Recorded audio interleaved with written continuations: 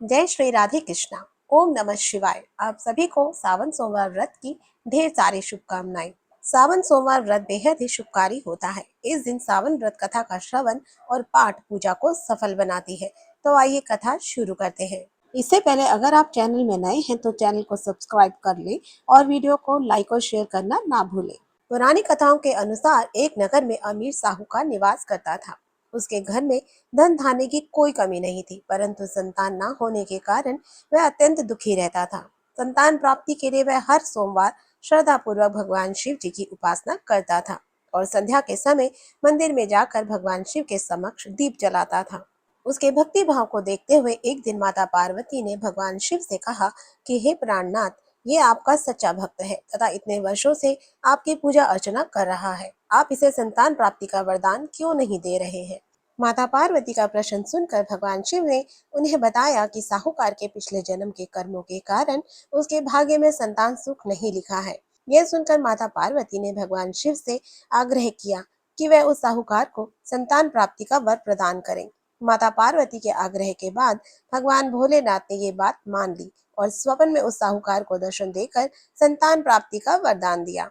इसके साथ ही भगवान ने उन्हें यह भी बताया कि उसका पुत्र अल्प आयु होगा और वह केवल 16 वर्ष तक ही जीवित रहेगा। साहूकार को इस बात की हार्दिक प्रसन्नता तो हुई, लेकिन वह संतान को कुछ समय बाद खोने के विचार से चिंतित हो गया। यह बात जानकर भी साहूकार ने अपने आराध्य की पूजा अर्चना जारी रखी। कुछ समय पश्चात उसकी पत्नी गर्भवती हो गई और उसने एक सुंदर बालक को जन्म दिया। उन्होंने उस बालक का नाम अमर रखा। जब अमर 11 वर्ष का हुआ तो साहूकार ने उसे अपने मामा के साथ शिक्षा ग्रहण करने के लिए काशी भेज दिया। काशी जाने से पहले साहूकार ने बालक के मामा को कुछ धन दिया और कहा कि तुम जिस भी मार्ग से जाना वहां यज्ञ और ब्राह्मणों को भोजन अवश्य कराना। इसके बाद दोनों मामा भांजे काशी की ओर निकल पड़े। यात्रा करते हुए बालक और उसके मामा एक राज्य में विश्राम के लिए रुके। वहां पर राजा की पुत्री का विवाह हो रहा था, परंतु जिस राजकुमार का विवाह उस राजकुमारी से हो रहा था वह एक आंख से काना था और यह बात किसी को पता नहीं थी। राजकुमार के पिता को इस बात की चिंता थी कि अगर राजकुमारी को ये पता चल गया कि राजकुमार एक आंख से काना है तो वह शादी से मना कर देगी। इसलिए जब उसने साहूकार के पुत्र को देखा तो राजकुमार के पिता ने उससे राजकुमार की जगह मंडप में बैठ जाने का आग्रह किया। साथ ही उसने उस बालक से कहा कि वह विवाह के बाद इस भेद के बारे में किसी को ना बताए। अमर उस राजा की बात मानकर दूल्हे के स्थान पर जाकर मंडप में बैठ गया। इस प्रकार राजकुमारी और बालक का विवाह संपन्न हुआ। विवाह के बाद बालक अपने मामा के साथ काशी के लिए प्रस्थान कर गया। काशी जाने से पहले उस बालक ने राजकुमारी को पत्र के माध्यम से सब सच बता दिया। साथ ही ये भी बताया कि जिस राजकुमार से उसकी विदाई हो रही है वह दरअसल कान्हा है। सत्य जानकर राजकुमारी ने उस राजकुमार के साथ जाने से मना कर दिया। वहीं दूसरी ओर मामा भांजे काशी पहुंच गए। वहां कुछ वर्ष रहने के पश्चात जब वह बालक 16 वर्ष का हुआ तो मामा भांजे ने एक यज्ञ का आयोजन किया। यज्ञ के समापन के बाद उन्होंने ब्राह्मणों को भोजन भी कराया और दान दक्षिणा भी दी।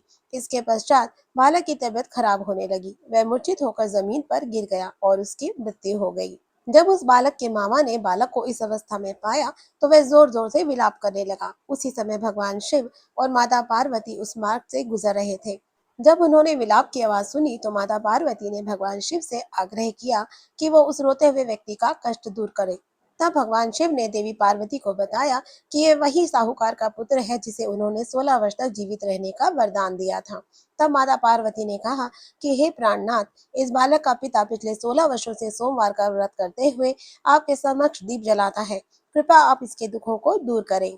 माता पार्वती के वचन सुनकर भगवान शिव ने अमर को जीवन का वरदान दिया और इसके पश्चात वह बालक जीवित हो गया। ये देखकर उसके मामा की प्रसन्नता का कोई ठिकाना नहीं रहा। इसके बाद काशी से पढ़ाई पूरी करने के बाद वे दोनों वापस घर की ओर निकल पड़े।